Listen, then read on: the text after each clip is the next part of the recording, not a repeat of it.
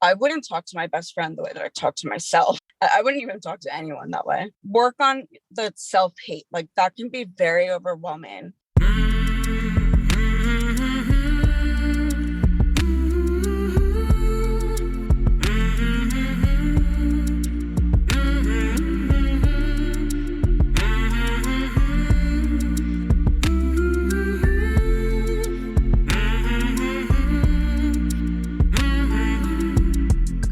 Hey there, my name is Sean, and this is Suicide Noted. On this podcast, I talk with suicide attempt survivors so that we can hear their stories. Every year around the world, millions of people try to take their own lives, and we almost never talk about it. And when we do talk about it, many of us, including me, are not very good at it. So, one of my goals with this podcast is to have more conversations, and I hope better conversations with attempt survivors. I'm going to keep trying. Now, if you are a suicide attempt survivor and you'd like to share your story, I'd love to talk. Please reach out. hello@suicidenoted.com or on Facebook or Twitter @suicidenoted. Of course, we are talking about suicide. This may not be a good fit for everyone, so please take that into account before you listen. But I do hope you listen because there is so much to learn. As always, thank you to all of our attempt survivors who have joined me here on this podcast since last July when we started, and to everybody who listens. I really appreciate it. Thanks. A friendly reminder, there's a couple of ways to help out. In addition to listening, you can let people know about the podcast, you can share it on social media, and if you'd like to make a financial contribution, whether that's a one-time or recurring, I'll put links in the show notes on how you can do that. We really appreciate it, and we could use a little help. Today, I am talking with Jules. Jules lives in Maryland, and she is a suicide attempt survivor. Hey, Jules. So, Jules, you live in Maryland. Do you like living there? Yeah, I've never lived anywhere else, so I do.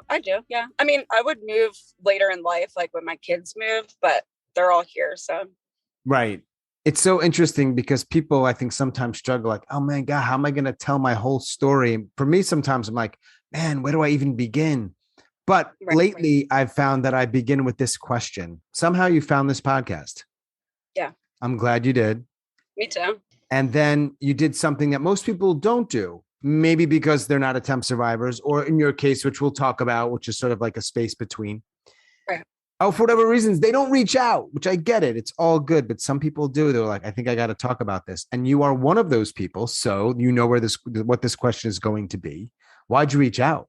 Mainly because like the pain right now that I'm in is so great that I've been in recovery before. So like, I know what I need to do, the steps to like get better.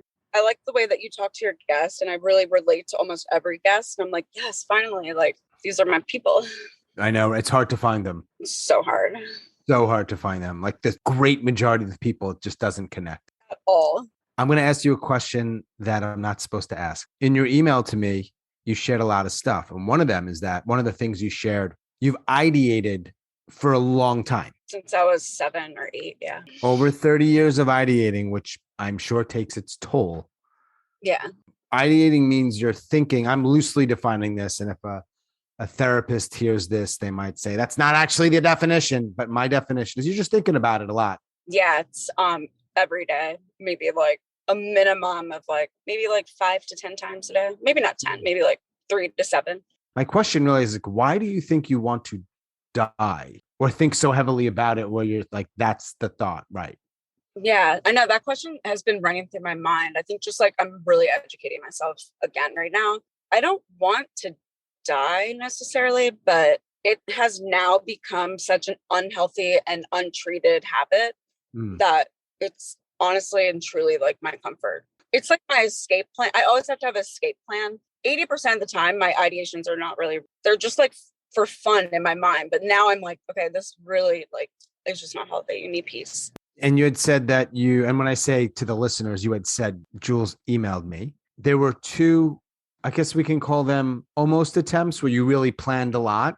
Yeah, that's mainly my story is like a lot of planning. Yeah. So where do you want that story to start? I'll let you dictate that. Okay. Well, I think my story would start just briefly that I was adopted and I don't have any recollection, thank God, but I guess somewhere in my brain I do. So I was abandoned and abused. And then I got adopted and I wasn't abused at my home that, my parents, my adopted parents, but there was a lot of abandonment. They just weren't around. My brother was very troubled and violent. And, so I just had to watch his behavior, and I was just a ghost, like in the sidelines. Like nobody ever checked in with me, ever. At that time, I didn't really think, well, I did know it was difficult because I was always crying at school. And then I would talk to God and be like, please just take me back to heaven. I mean, that was mainly my dialogue then when I was little, like just begging and pleading all the time. And then when I had a journal or a diary, I would write about it all the time. I don't even think I was scared if my mom saw it. It was maybe that was like my signs before I would hurt myself, but nobody ever saw it and nobody ever checked in with me. So then it really set a tone and not a pattern, but it just set the tone of how I felt about myself. And that's your childhood. Yeah, no love.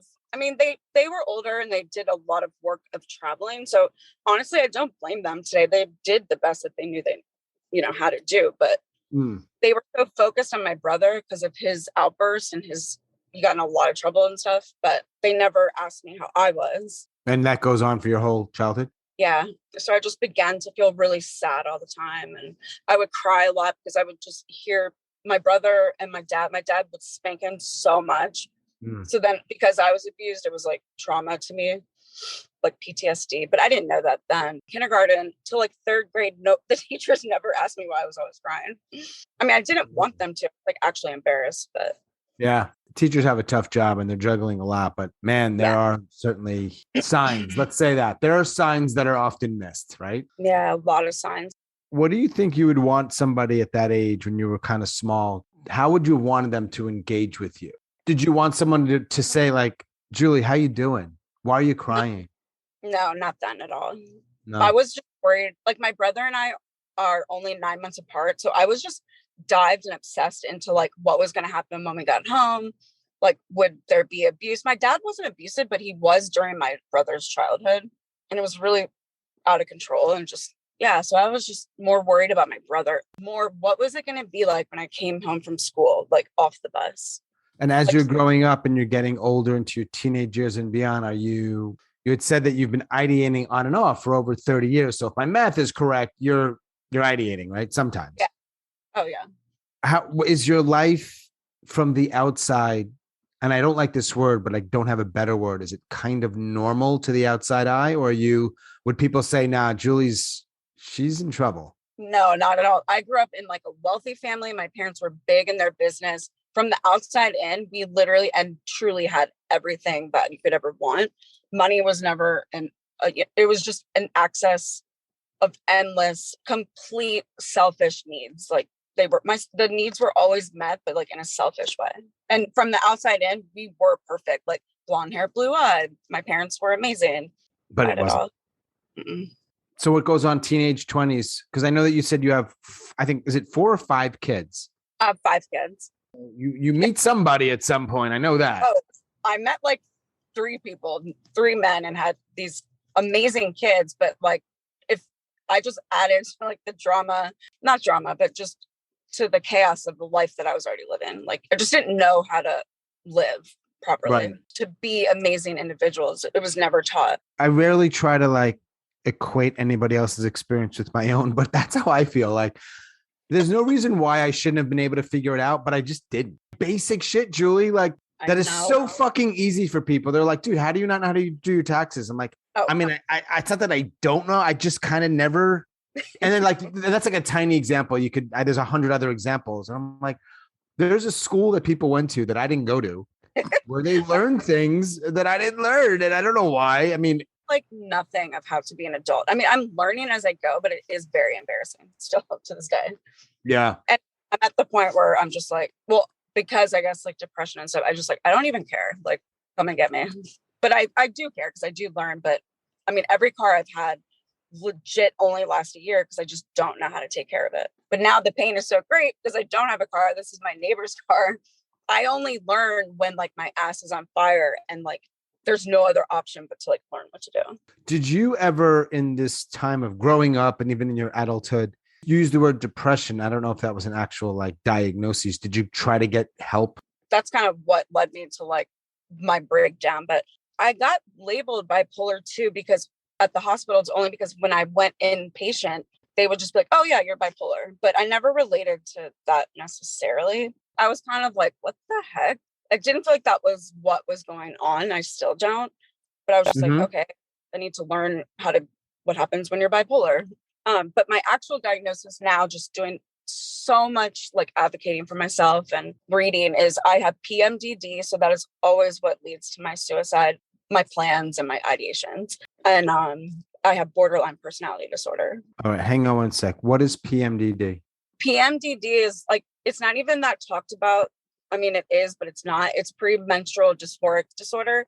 It's pretty debilitating for women. It's like on a spectrum. Like some people don't have it that bad. For me, every time I've gone to the hospital or I want to literally kill myself is when I'm in an episode of PMDD. Yeah. And it's that points to like it's a chemical thing. Mm-hmm. Oh, absolutely. Wow. And I didn't until a couple of years ago. I was just like, what is wrong with me? And then I kind of just all put it together like last year. In a way, that must kind of feel good in a way.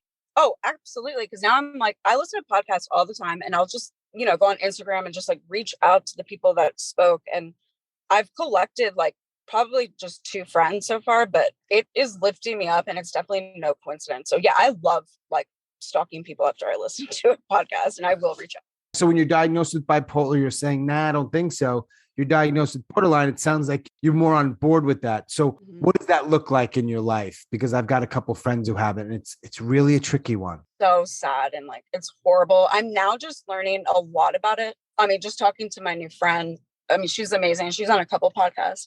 I mean, for me, I didn't realize that, and I haven't started to heal my inner child that was so neglected and hurt. That is something that I want to start doing in the future. But my husband, he got a job in New York City, and this is kind of what set it off. And so he works there for 2 weeks out of the month, and it's been going on 2 years. And when he told me, my world just like collapsed. Like, you're leaving me. So, I mean, just people leaving me, I don't know how to function still. I mean, my behavior when it's gone is like erratic. Yeah. So it's just a fear of abandonment. I need to get involved in therapy, like to treat it. Like for now, I feel such relief that the borderline is like, I check every box and it can explain so much, but yet I know the severity of it too. Like that's kind of what's scaring me right now. And I know like if I keep quiet and I don't talk about my secrets and how I'm feeling, and like it's going to ultimately take me. Yeah. All right. So like you said, one of the reasons why you reached out is it's to take care of yourself. Yeah. Yeah. And I think it's kind of cool because like I know there's somewhere in me that was free. I mean, at this state I'm in, especially with like when you get into that like in your head and you get lost in your brain, it's hard to remember how you used to be happy. But like I know that it's there, and it's like I'm clawing my way back out of this like pit I've been in. Well, I appreciate you joining me because I know there are people out here who hear this stuff, and they often don't reach out to me. Most don't, but I know they'll hear it and they'll be like, "Oh my god, that girl, that woman, Julie in Maryland." I get, you know what I mean? So I want to get to those near attempts, however you define them, or maybe you define them as attempts. You get to make that. That's your decision. That's what I was like. I don't know if I qualify. Like I never. But your last guest, is that her name? Oh, Sharon. Yeah. Oh my gosh, she was wild. I loved. She's wild.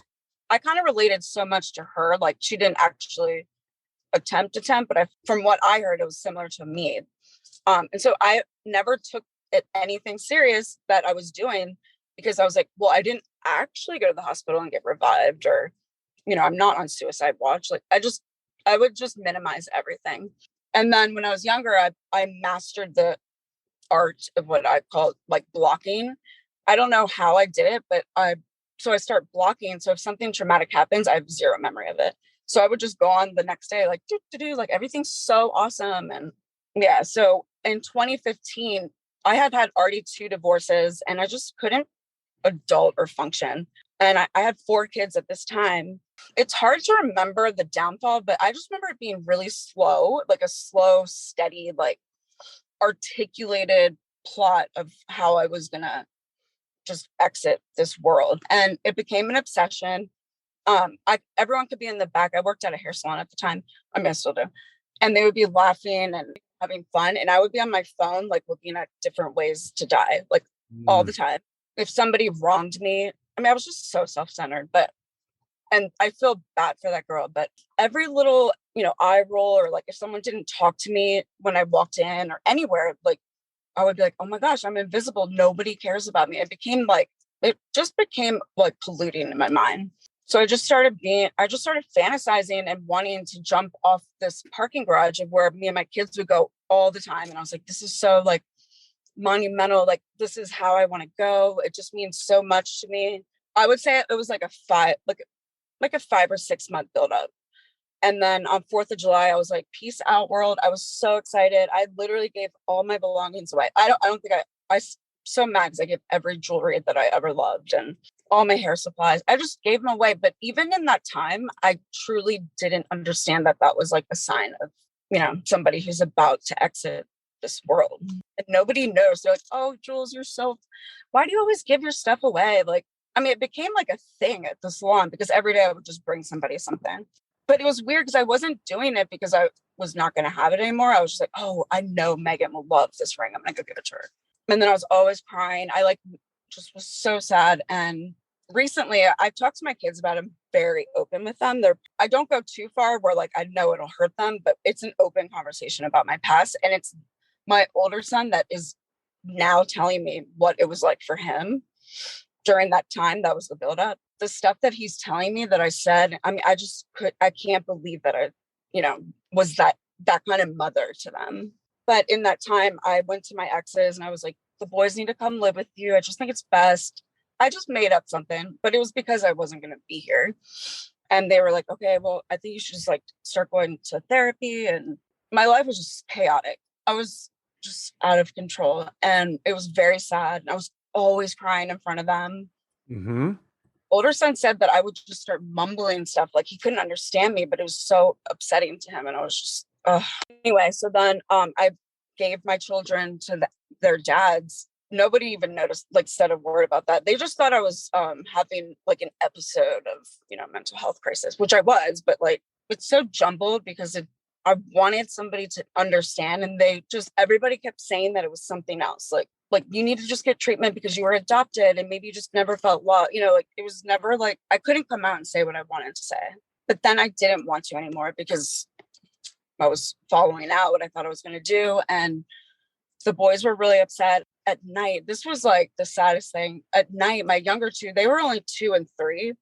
And I would just rock them. And while they were sound asleep, I would pick them up and I would just tell them that I was leaving. I love them. I couldn't write them notes. So that was my note to them. Gave my older 2 kids, they were at that time maybe 8 and 10, and I went to their house and I delivered these, like, I mean, it's so sad to think about it, but these little packages of stuff that meant stuff to us. My older son, we talk about this a lot. Like I said, he has that box and all the little stuff that I gave him next to his bed, and I was just like, oh my God, like, what is that, 6 years later? And now looking at it, it's so sad that like I put them through that. So I'm in that guilt and shame phase right now. Like, I'm not going to harp on it and like, I'm not going to let it get me down, but it's so sad. And they knew what was going on the whole time. I guess they just didn't want to say it. Go back to 2015, if you will. Yeah. You're giving stuff away. You're planning. Did you have a specific method in mind? Yeah, I just wanted to jump. So I spent a very long time making this picture album on my phone, and I had it. I mean, it took me like a month, and it was so perfect in my mind then because it was going to explain like how I felt. And I erased the album now. I was kind of curious to see what I put on there, but it's not necessary for me to go back. But yeah, I was going to jump. So I had a date. It was in August 23rd. I guess for sure, not I guess. One of my friends, she's very intuitive, and she must have seen or like heard me, like seen the pain. She saw what I couldn't see. I mean, I couldn't see it. And she invited me to her lake house. And I just was so mad because I wasn't hanging out with anybody. Oh, and I had quit my job. I never showed up because I didn't care. So I just completely walked away from like a 7-year job. I walked away because I was planning. I think I was 2 days out from the day that I was going to do it. I felt free and happy and like, I mean, all the signs, like you're so happy and just that relief. Mm-hmm. And then my friend invited me and I did not want to go, but I was just like, oh, fine. Like something total, like magical happened there. And it was on a lake, and I don't know, I got a feeling of hope, like just like a warm feeling that came over me, and I could not ignore it. And then the next day I went to the hospital. What do you think that was? I just think it was God, like the universe, like honestly, just like wrapping me in a warm blanket. It was summer, so it was already hot, but it just was hope. And I just kept hearing that in my mind, like, it's going to be okay. You go to the hospital. That's not the first time you were in a hospital like that, right? When was the first time? The first time was, let's see, it means like, I would say 2011. Okay. Was that Yeah. helpful? No, I got put there because I had just had my son, and I had horrible like postpartum. I got it so bad. It wasn't necessarily that. It was definitely the borderline showing itself. I didn't know that I had that then. And my ex he wasn't around, and I just felt neglected. We were living at my parents' house in the basement. That time I started just having such overwhelming visions of like my kids getting hurt, and my son Mason. I shared with a therapist that I was having this vision that's like horrible, but when you have that, women do have visions that are like so awful. And I shared that with the therapist, and they took me to the hospital that day. I didn't care, and I didn't want to be there. I wasn't open to like hearing anything. So when you go back the second time after the lake, how long do you stay? For 10 days. It was like the best experience that I ever had in my entire life. Like, wow. Yeah, I think that I was just so broken, and there was like nothing in me. I was just like, just empty, and I felt love there. Like, I don't want to be like, I love going to the hospital, but I do, like, in a sense. I mean, I haven't gone since, but there's like a warrant, like you're taken care of. And I felt like I was heard there, and like, it was just really good. I actually didn't want to leave. Sounds like a particularly good hospital, given what I know. It was really awesome. I left something out. I don't know if I should, about the buildup. I was living with my friends. I was literally just going from friends' houses. And this pastor came, and he was really young and cool. And I connected with him. I went to his church like one time. And then right before I was about to kill myself, I asked if he could meet me at Starbucks for coffee. I wanted to know if you committed suicide, would God let me like into heaven, or like would I go to hell? Like, I had just seen Insidious 3 or something. It came out. I don't know if that was planned on purpose, but it scared me so bad because I didn't want to go somewhere where I was stuck. I spoke like I was asking for a friend. Again, he had no clue that that was me I was talking about. And I don't remember what he said, but I didn't feel like it would be a damning thing. So I was just like, sweet. I was so excited. So that just gave me encouragement. But then at the same time, I was like, God, I wish he could have heard that. Like, I was asking for myself, but I wasn't brave enough. I wasn't brave enough to say anything. And I would always drop little hints or say something. I remember I went to the store next door to my work with my friend. I was like, I don't know if I'm going to make it. Like, I need to get help or something. And I remember looking at her and be like, Jessica, I don't know if we can say names, but I was just like, honestly, don't want to be here. And that was the first time I ever like uttered those words to anybody. Because I would always act like I'm fine. I still do. It's just a defense mechanism. But at that time, and she was like, well, I can give you a number of my therapist. And I was just like, it wasn't what I wanted to hear. The way in which people who are well-intentioned, presumably, engage with us. Yeah. They don't get it. Awful. I actually just experienced that with my husband last night. That's why I'm glad I'm sharing right now, because I'm not in a good place and there is a lot of pain inside of me. And I think that honestly is when you can really share. Like, I just feel like that's when you're heard the most. It's just so uncomfortable. I don't want to sugarcoat anything. Good. I appreciate that. So I want to ask more about post-hospital, what leads up to 2021, which you had another incident, I believe. Before I do that, though, I want to ask you a few questions, okay? Sure. How many people in the world who don't work at hospitals know how close you came to killing yourself in 2015? Nobody. And I don't think I did until honestly recently, like a couple of years ago, maybe. How many people do you have in the world to talk to in a way that feels okay? At this moment? At this moment. Maybe like 2 of my friends that I met on the one that's on the podcast. So nobody in my direct circle. I feel like I've tapped out all my resources because of my whole history. And at this point, anyone around me, they judge like, oh, that's a bipolar episode. Like, it's like that. It's not me speaking. They don't see me for who I am and what I'm saying. Yeah, there's a thing around mental illness. Oh, well, you're just that thing. It's like, yeah, but you're still not listening.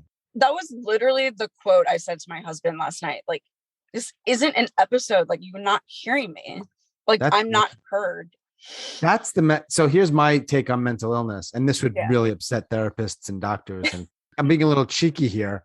The mental fucking illness in our culture is the inability to listen. That's the mental illness. Like, literally, why can you not just open your ears? Like, stop it. Like, look in my eyes. Like, people don't even look at people anymore. Like, it's just so sad. I could go on a rant about mental illness. I know. Those are my people, and I will rep them till like the day I die, because I just have so many experiences and knowledge. If you could design the perfect human being, or maybe like a robot who's like the best listener in the world, what would they be doing or not doing, saying or not saying, when you came to them and you were going through something difficult, or even just, you know, kind of a, not even just like a bad day, not even something so major? Yeah. Honestly, for me, and probably I can speak for a lot of people, it's just like that feeling of warmth and eye contact. And you don't even have to, like, I'm not a touchy feely, so I don't need you to like touch my shoulder or anything, but right. I just need to feel like we're connecting and like you're listening. Because all of us, everybody struggles, like, all, it's not just people that want to die, like everybody does. But I think we're just so trained to not want to be uncomfortable.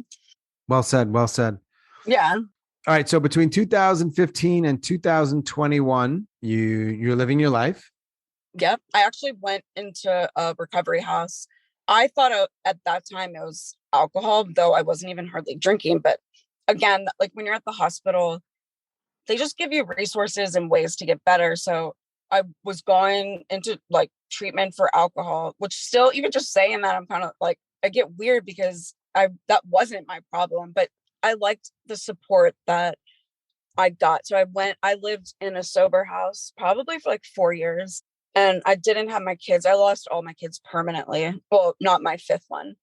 I lost them completely because the three dads thought I was going to harm them, which that never even crossed my mind. So I got out of the hospital. They found me a house, because you can't get discharged until you have somewhere to go. I didn't have anywhere to go.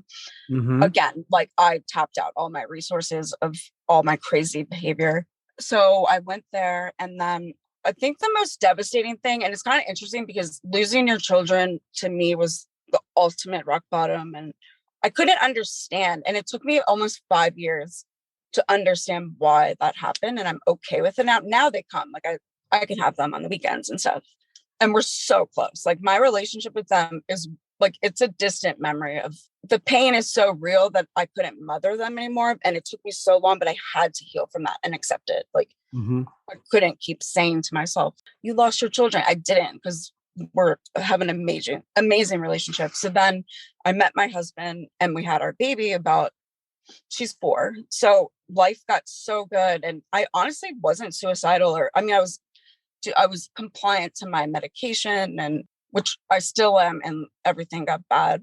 So then we got I got everything I ever wanted back. My kids, like, relationships, I got my house, like, life was so good. But inside, oh my gosh, it was just uncomfortable the past like 3 years. I think because I grew up so materialistic, it's just like a fu. Like, I don't need those things to feel happy. So again, the past couple years, my needs have not been met, but I didn't know till recently how important that is for my like recovery and success, to be a human that I want to be and the person I want to be.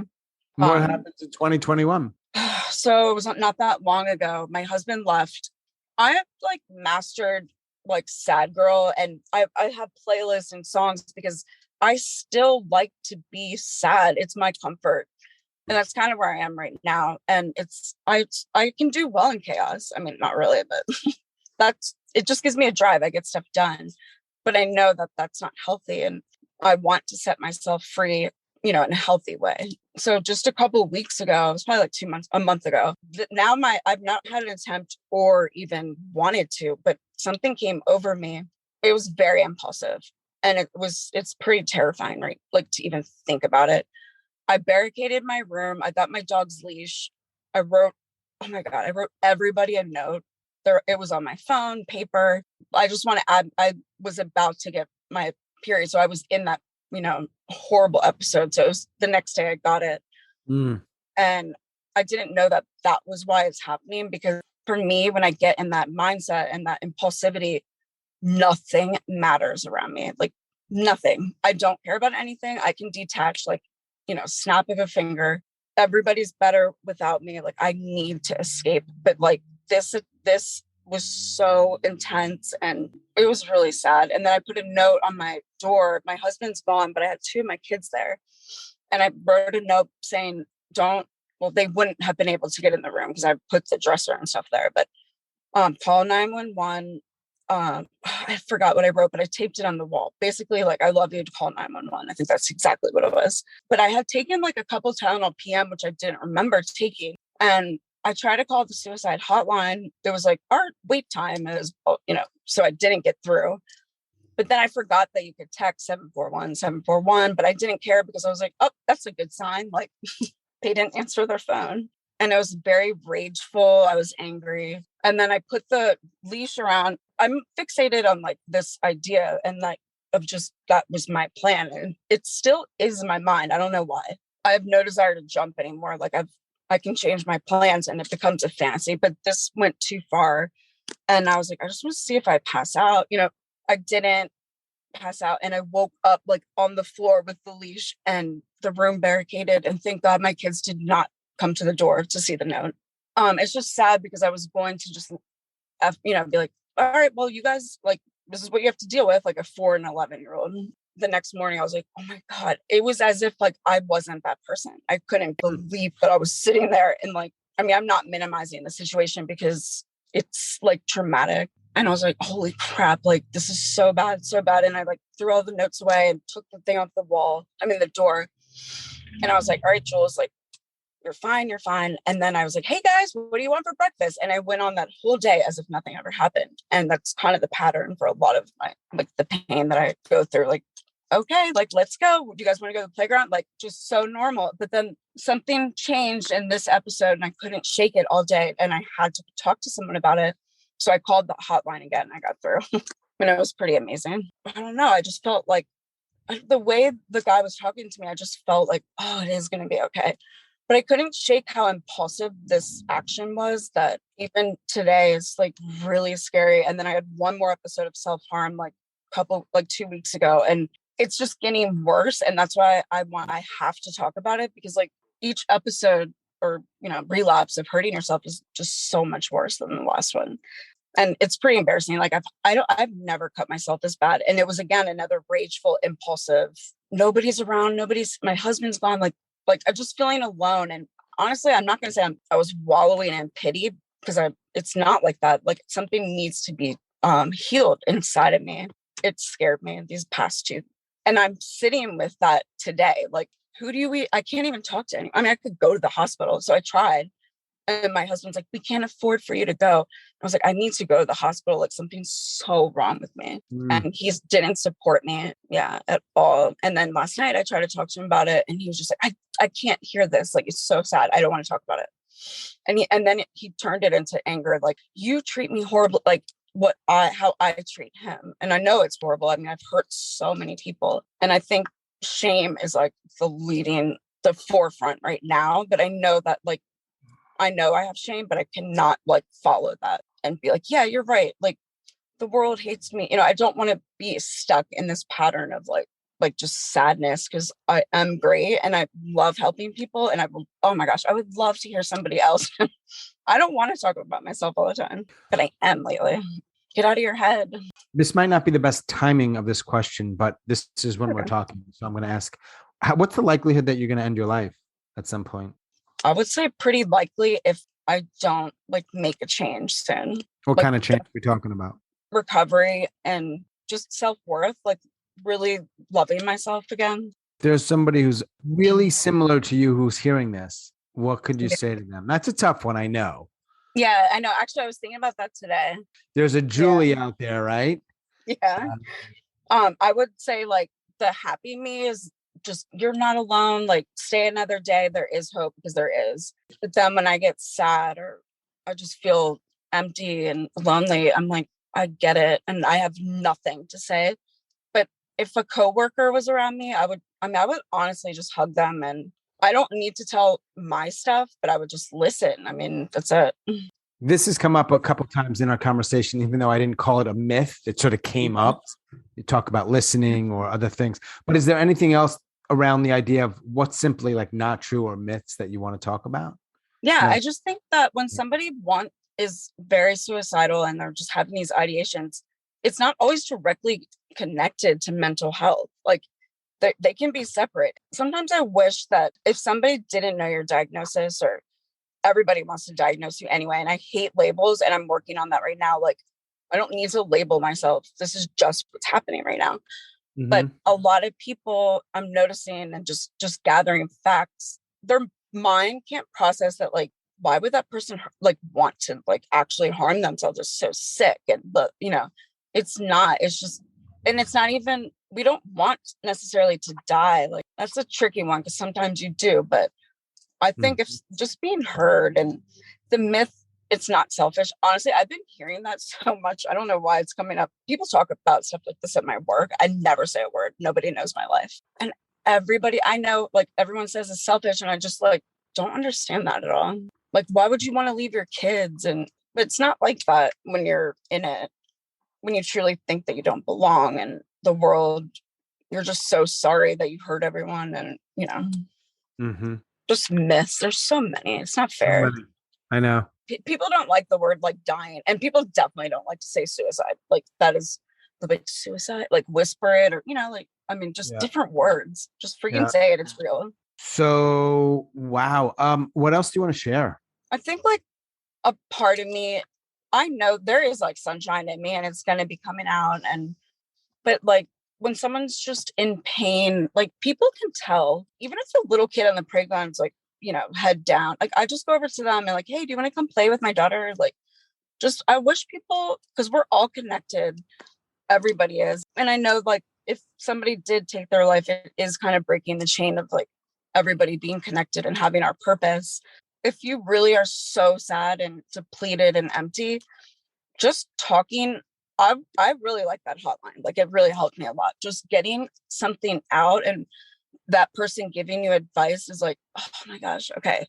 And just like baby steps, like stop talking to yourself so mean. This is what I'm working on right now. Like, I wouldn't talk to my best friend the way that I talk to myself.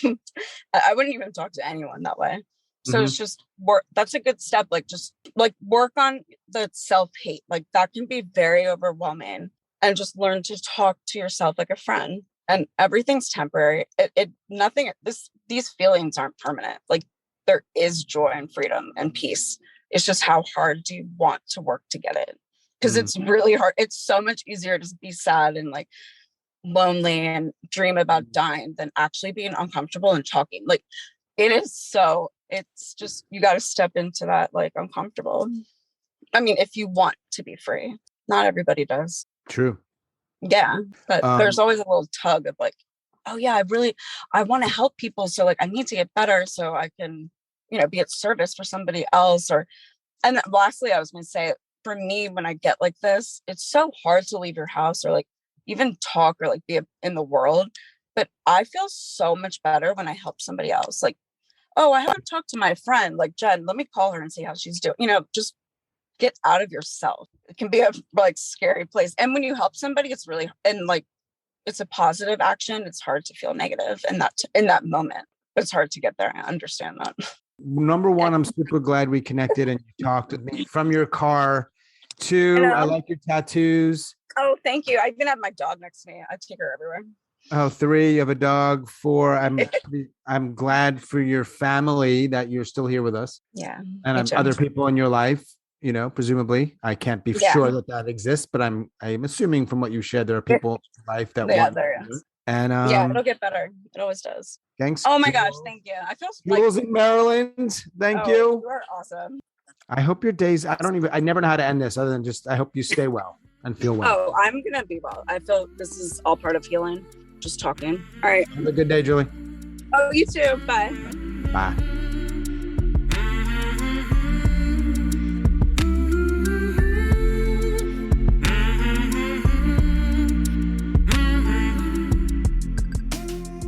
As always, thanks so much for listening and all of your support, and special thanks to Jules in Maryland.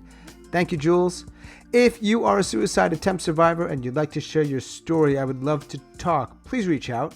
hello@suicidenoted.com or on Facebook or Twitter @suicidenoted, and show us some love on those social media platforms by liking the page or liking our posts or retweeting what we share. It really helps spread the word. Thank you very much for that. That is all for episode number 79. Stay strong. Do the very best you can. I'll talk to you soon.